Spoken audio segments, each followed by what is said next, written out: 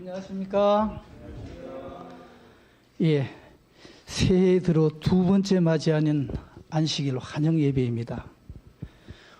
오늘 또 우리 주님께서 기다려왔던 여러분들을 진심으로 환영합니다.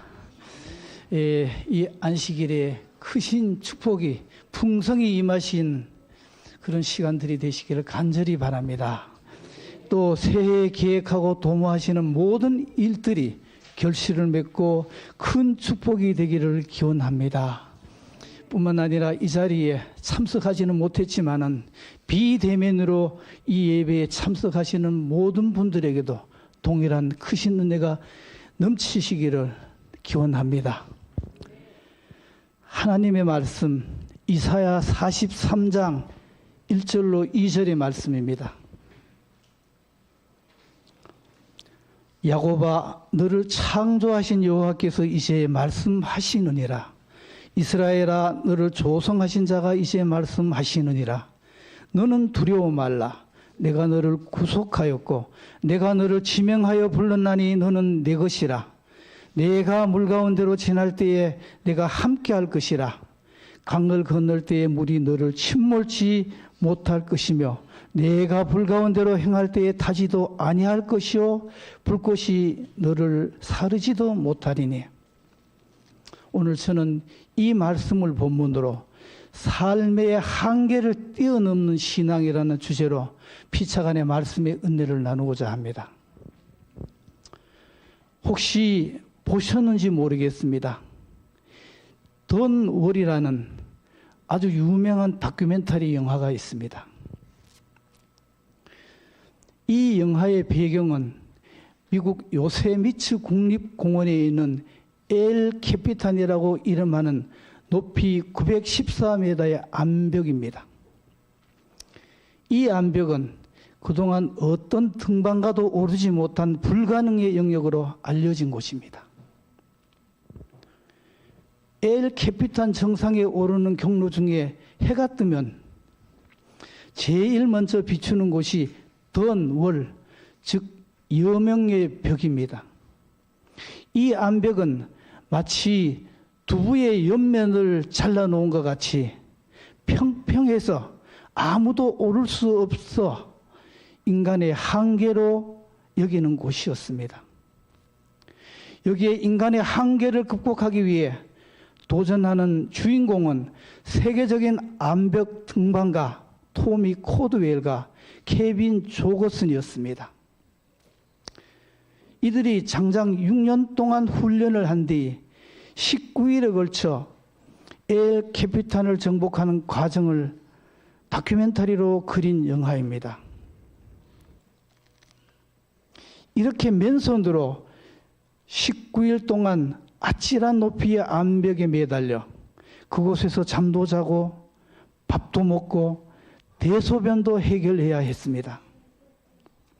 이들은 6년 동안 치밀한 훈련과 조사를 했고 이 모든 것들을 활용하여 온 힘과 정신을 집중해서 마침내 인간의 한계로 여겼던 던 월의 정상에 오르게 되는 것입니다. 이 다큐멘터리는 특히 두 사람 중에서 토미를 집중하고 있습니다. 그는 태어날 때부터 아주 허약한 체질이었습니다. 그러나 그의 아버지가 줄 하나에 몸을 지탱하며 벽을 오르는 등반을 가르쳤습니다. 그 결과 10대이었을 때 단순히 구경하려고 갔던 등반 대회에 참가하게 되고 예상 밖의 우승을 거머쥐며 암벽 등반계에 또 오르는 별이 되었습니다. 이후에 토미는 결혼을 하고 집에서 톱으로 나무를 자르다가 그만 사고로 검지손가락 2마디를 잃게 되었습니다. 참으로 청천벽력과 같은 일이었습니다. 이 사고는 암벽 등반가에 있어서는 사형 선고였습니다. 의사는 토미에게 더 이상 암벽 등반은 할 수 없으니 다른 취미와 일들을 알아보라고 했습니다. 한계에 다다른 것입니다. 그러나 그는 이러한 자신의 한계를 극복하기 위해 오랫동안 엄청난 훈련을 하게 되었고, 그가 온전히 손가락을 가졌을 때에도 시도하지 못했던 더 노래에 도전하여 마침내 꿈을 이루고 한계를 극복한 것입니다. 그런데 이 더 너리라는 다큐멘터리는 한 인간의 의지와 집념과 도전에 초점을 맞춘 영화가 아니라는 것입니다. 이 다큐멘터리 영화가 던지는 메시지는 따로 있었습니다. 토미와 케빈이 등반을 하는 동안 이들의 도전에 흥미를 가지고 수많은 군중들이 모여들었습니다. 이 군중들은 등반하는 두 사람과 정신적으로 하나가 되었습니다. 그들이 등반 중 미끄러지면 관중들도 같이 탄성을 지르고, 떨어지면 함께 고통을 느끼고, 또 한 단계 한 단계를 통과하면 함께 기뻐하고 환호했습니다. 그래서 토미는 말했습니다. 고통이 한계에 달할 때 더는 못 견디겠다는 생각을 하게 됩니다. 그런데 그걸 이겨내게 하는 것이 있었습니다. 그것은 누군가가 나와 함께 있다는 것을 확신하게 될 때 나도 모르는 힘과 용기가 치솟았습니다. 한계에는 참으로 여러 종류가 있습니다. 지식의 한계, 재능의 한계, 정신력의 한계, 경제력의 한계, 또 체력의 한계와 같은 것들이 있습니다. 많은 사람들은 이러한 한계에 부딪혀 포기하고 절망하고 주저앉아 소망 없는 삶을 살아보려고 한 적이 한두 번이 아닐 것입니다. 이제 본문 성경 말씀을 살펴보겠습니다. 이사야 43장 1절로 2절의 말씀입니다. 야곱아, 너를 창조하신 여호와께서 이제 말씀하시느니라. 이스라엘아, 너를 조성하신 자가 이제 말씀하시느니라. 너는 두려워 말라. 내가 너를 구속하였고 내가 너를 지명하여 불렀나니 너는 내 것이라. 내가 물 가운데로 지날 때에 내가 함께할 것이라. 강을 건널 때에 물이 너를 침몰치 못할 것이며 내가 불 가운데로 행할 때에 타지도 아니할 것이요 불꽃이 너를 사르지도 못하리니.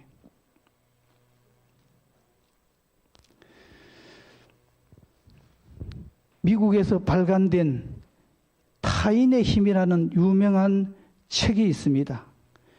이 책은 세계적인 전문 심리 상담가인 헨리 크라우드 박사가 쓴 베스트셀러입니다. 그런데 이 책에는 재미있는 부제가 붙어 있습니다. 여러분들 아마 잘 보이시지 않으실 겁니다. 바로 이겁니다. 한계를 뛰어넘은 사람들의 비밀이라는 겁니다. 그렇다면 한계를 뛰어넘은 사람들의 비밀이 뭘까요? 저자는 이렇게 이야기를 합니다. 한계를 극복한 사람들을 상담해보면 특별한 공통점이 있습니다. 그것은 그들 옆에 꼭 누군가가 그들과 함께 했다는 것입니다. 다시 말해서 내가 한계를 극복한 것은 나의 능력이 아니라 나보다는 다른 사람에 의해, 타인의 힘에 의해 가능하게 되었다는 것입니다. 이 사실을 증명하는 것이 오늘 바로 본문의 말씀입니다. 다시 한번 읽어보겠습니다. 야곱아, 너를 창조하신 여호와께서 이제 말씀하시느니라. 이스라엘아, 너를 조성하신 자가 이제 말씀하시느니라. 너는 두려워 말라. 내가 너를 구속하였고 내가 너를 지명하여 불렀나니 너는 내 것이라. 2절 노란색 고딕체에 있는 부분은 다 같이 읽겠습니다. 내가, 시작. 내가 물 가운데로 지날 때에 내가 함께할 것이라. 강을 건널 때에 물이 너를 침몰치 못할 것이며 내가 불 가운데로 행할 때에 타지도 아니할 것이요 불꽃이 너를 사르지도 못하려니. 이 부분을 제 방식대로 봉독해 보겠습니다. 이승로기가 물 가운데로 지날 때에 내가 함께 할 것이라. 강을 건널 때에 물이 너를 침몰치 못할 것이며 이승로기가 불 가운데로 행할 때에 타지도 아니할 것이요 불꽃이 너를 사르지도 못하리니. 참으로 엄청난 축복의 말씀입니다. 이 말씀이 오늘 저와 여러분들의 축복이 되시길 간절히 소망합니다. 우리가 살아가는 이 지구촌은 사탄이 운전대를 잡고 있습니다. 그래서 늘 위기와 한계의 상황을 맞으며 살아가고 있습니다. 그러나 어떤 위기와 한계 상황 속에 처해 있을지라도 우리 하나님께서는 분명한 약속의 말씀을 해 주셨습니다. 두려워 말라. 내가 너를 구속하였고 내가 너를 지명하여 불렀나니 너는 내 것이라. 이보다 더 분명하고 확실한 보증의 말씀은 없을 것입니다. 사랑하는 성도 여러분, 이 보증의 말씀을 믿고 우리 앞에 어떤 위기와 한계의 상황이 올지라도 넉넉히 이기고 뛰어넘는 믿음의 삶을 살아가시는 모든 분들이 되시기를 간절히 바랍니다. 성경에는 자기에게 닥친 한계를 믿음으로 극복한 한 여인의 이야기가 나옵니다. 마가복음 7장 25절로 30절의 말씀입니다.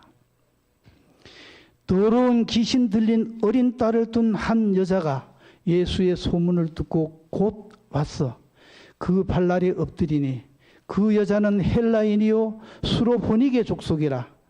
자기 딸에게서 귀신 쫓아주시기를 간구하거늘 예수께서 이르시되 자녀로 먼저 배불리 먹게 할지니 자녀의 떡을 취하여 개들에게 던짐이 마땅하지 아니하니라. 28절부터 같이 읽겠습니다. 여자가 시작. 여자가 대답하여 가로되 주여 올소이다마는 상 아래 개들도 아이들이 먹던 부스러기를 먹나이다. 예수께서 가라사대 이 말을 하였으니 돌아가라. 귀신이 네 딸에게서 나갔느니라 하시매 여자가 집에 돌아가 본즉 아이가 침상에 누웠고 귀신이 나갔더라. 우리가 잘 아는 수로보니게 여인의 이야기입니다. 여러분, 이 수로보니게 여인에게는 어떤 일이 있었습니까? 자신의 딸이 귀신에 들려 심한 고통 중에 있었습니다. 이를 치료하기 위해 어머니로서 할 수 있는 것은 다 했을 것입니다. 전국에 있는 명의라는 명의는 다 찾아다녔습니다. 그 당시 그런 일이 있었는지 잘은 모르지만 만약에 있었다면 굿도 했을 것이고 격리도 했을 것이고 약물 치료도 했을 것입니다. 그러나 효험이 전혀 없었습니다. 오히려 상태는 더 심해져 가고 어머니의 마음은 타들어갔습니다. 그러나 어머니로서 할 수 있는 것은 아무것도 없었습니다. 극한 한계에 다다랐던 것입니다. 이렇게 이 여인이 절망하고 있을 때 문득 한 생각이 떠올랐습니다. 어떤 생각일까요? 만약에 예수님이 옆에 계시다면 이 아이의 병을 틀림없이 고쳐주실 것이라는 확신이 들었습니다. 그러나 예수님을 어디서 어떻게 만나야 할지 막막했습니다. 더구나 병든 딸을 데리고 간다는 것은 불가능이었습니다. 또 하나의 한계에 직면한 것입니다. 그런데 참으로 놀라운 소식이 들려왔습니다. 예수님께서 바로 이 수로보니게 지방에 오셨다는 그런 말을 듣게 됩니다. 시대의 소망에 보면은 예수님께서 이 수로보니게 여인의 간절한 소망을 아시고 친히 발걸음을 이쪽으로 옮기셨다고 말씀하고 있습니다.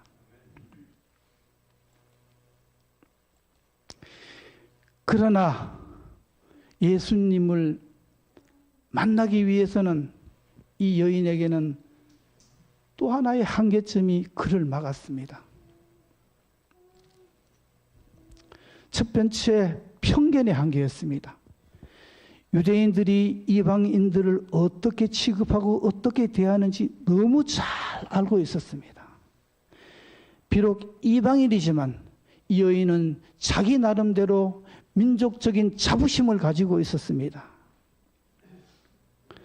유대인들에게, 더구나 남성들이 많이 속에 더구나 이방 여자가 나선다는 것은 사회적으로 용납할 수 없는, 도무지 용납할 수 없는 행위였습니다.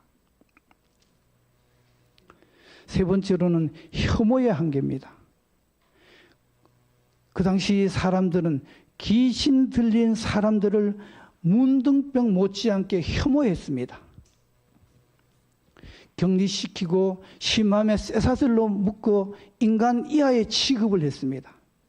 그래서 가족들 중에 누군가 귀신 들린 사람이 있다면 치료보다는 숨기기 위한 노력을 더 했을 것입니다. 그렇지만 이 여인은 이러한 여러 한계들 앞에 결코 절망하거나 주저앉지 않았습니다. 마가복음 7장 26절로 27절의 말씀을 다 같이 읽겠습니다. 자기 딸에게서, 시작.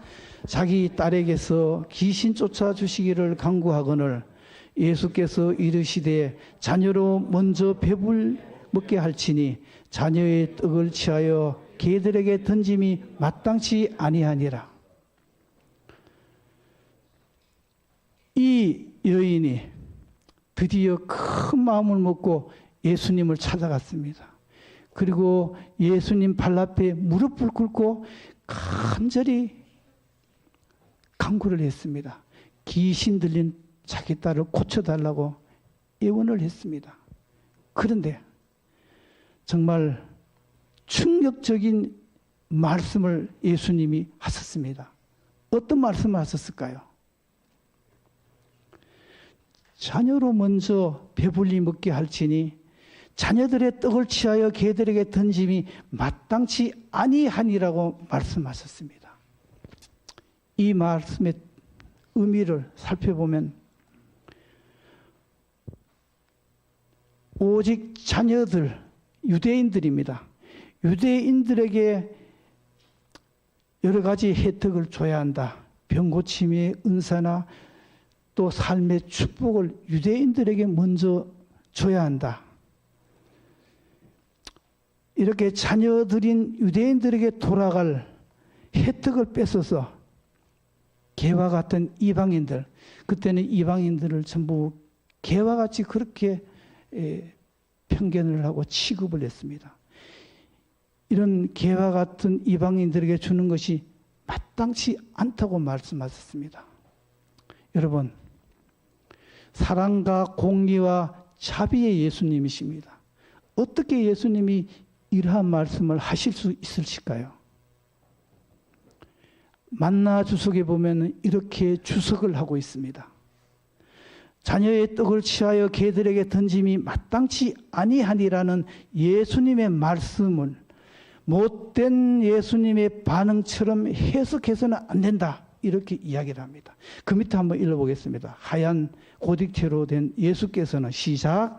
예수께서는 제자들의 유익을 위해 그들의 면전에서 이방인에 대한 유대인들의 전형적인 적대심을 나타내 보임으로써 그들이 이방인들에게 얼마나 못되게 하는지 생생하게 보여주시고자 하였다. 무슨 말씀인지 아시겠습니까? 당시에 유대인이나 유대 종교 지도자들은 우리가 지금 방금 읽어본 대로 이 이방인들을 개보다도 못한 그러한 부류로 취급을 했습니다. 그런데 이 유대인이나 유대 종교 지도자들뿐만 아니라 더 놀라운 사실은 예수님과 같이 이 자리에 온 누구, 예수님의 제자들까지도 그런 편견의 경향을 가지고 있었다는 겁니다. 그래서 예수님께서는 제자들의 유익을 위해 실물 교훈으로 그렇게 말씀을 하셨던 것입니다.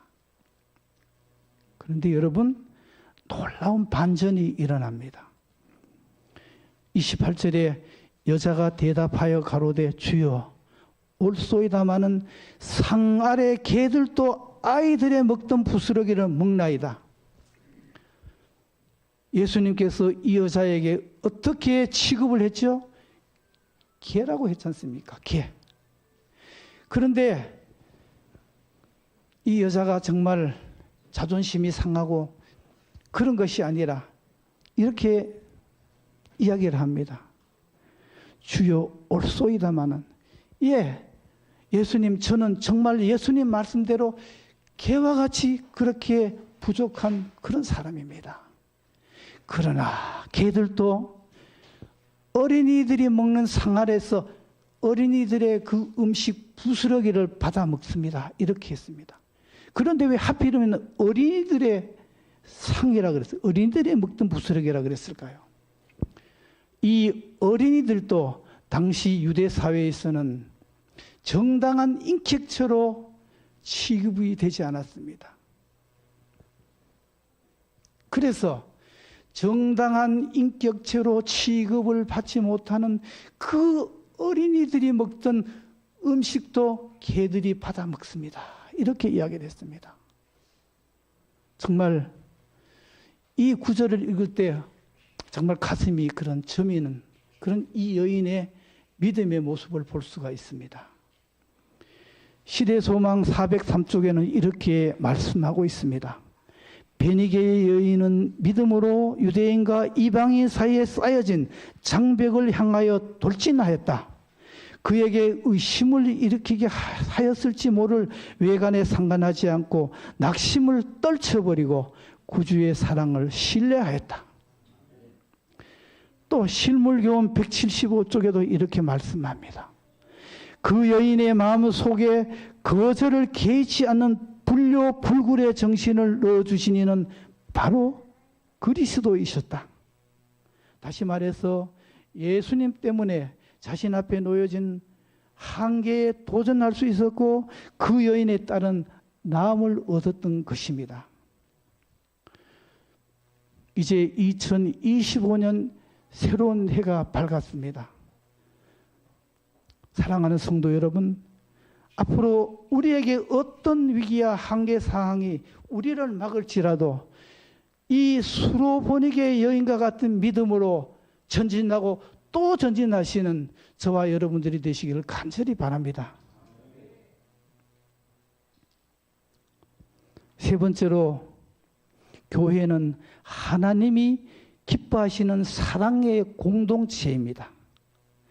따라서 교회는 누군가가 나와 함께 있다는 것을 확신할 수 있는, 그래서 나도 모르는 힘과 용기와 기쁨으로 각자의 한계를 극복해가는 초석이 되어야 할 것입니다.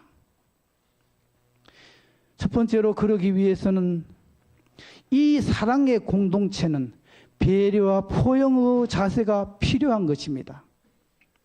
이러한 배려와 포용은 서로 다름이 연합할 때 가장 아름다운 모습을 연출할 수 있다고 이야기를 합니다. 고린도전서 12장 26절 27절의 말씀입니다. 만일 한 지체가 고통을 받으면 모든 지체도 함께 고통을 받고, 한 지체가 영광을 얻으면 모든 지체도 함께 즐거워하나니 너희는 그리스도의 몸이요 지체의 각 부분이라. 그렇습니다. 우리는 그리스도의 각 지체들입니다. 새해에는 서로 다름이 연합해서 기쁨 충만, 성령 충만, 믿음 충만한 우리 기독교가 되시길 간절히 소망합니다. 두 번째로, 지체는 여럿이지만 몸은 하나라는 사실은 우리는 기억해야 합니다. 고린도전서 12장 12절의 말씀입니다. 몸은 하나인데 많은 지체가 있고 몸의 지체가 많으나 한 몸인가 같이 그리스도도 그러하리라. 우리 몸에는 팔, 다리, 눈, 코, 입, 귀와 같은 여러 지체가 있습니다. 이 모든 기관들은 독립적인 특징이 있고 독립적으로 그 기능을 담당하고 있지만 몸에서 결코 분리될 수는 없는 것입니다. 왜냐하면 우리는 예수님의 몸된 교회의 각 지체들이기 때문에 그렇습니다. 우리 성도 한 사람 한 사람이 모여서 하나가 될 때 비로소 누군가가 나와 함께 있다는 확신을 할 수가 있으며 힘과 용기와 기쁨이 배가 될 것입니다. 그러므로 우리 기력교회가 예수님의 이름을 드러내고 다양성 속에서 하나됨 속에서 다양성을 추구해가는 사랑의 공동체로 자리매김해가는 한 해가 되기를 간절히 소망합니다. 이제 결론으로 성경 말씀 한 절을 읽고 말씀을 정리하겠습니다. 고린도전서 12장 14절로 27절의 말씀입니다.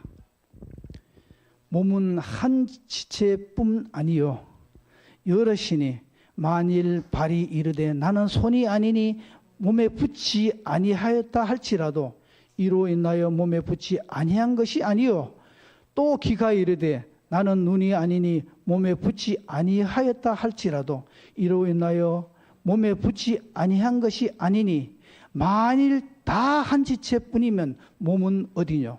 이제 지체는 많으나 몸은 하나라. 눈이 손도로 내가 너를 쓸데없다 하거나 또한 머리가 발도로 내가 너를 쓸데없다 하거나 하지 못하리라. 다 같이 노란 고딕체를 읽겠습니다.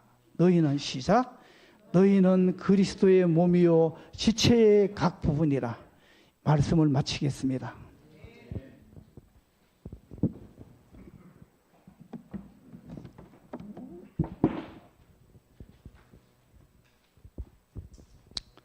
기도하겠습니다. 사랑의 아버지 참으로 감사합니다.